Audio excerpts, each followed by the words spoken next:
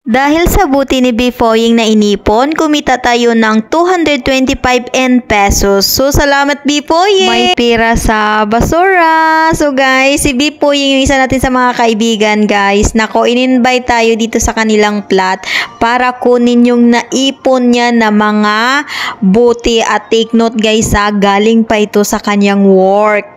Sa kanyang work dati na inipon niya yung bote. Sabi niya sa akin na, Gina, kunin mo dito yung mga buti at ibenta mo.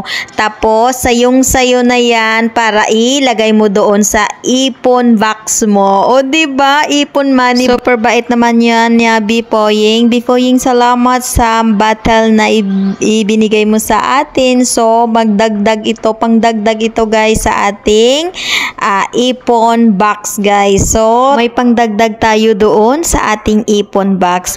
Bifoying, salamat dito sa pinaghirapan mo at inipon mo na mga battle. Salamat, be. So, ayan ang ginagawa ko. Niyuyupi ko yan, guys, para hindi tayo mahihirapan dalhin sa shop kasi okay lang naman sa kanila na ganyan yung yupi kahit nakayupi.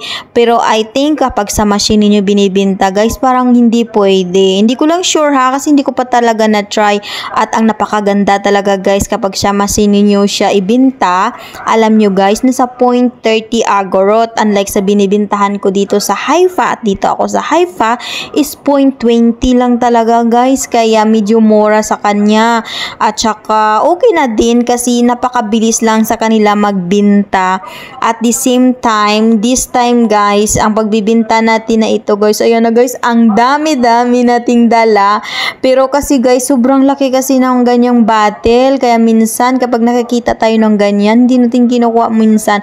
Kasi ang laki, diba, ng battle. So, ayan na, guys, ready na tayo at nandyan na tayo. Malapit sa shop.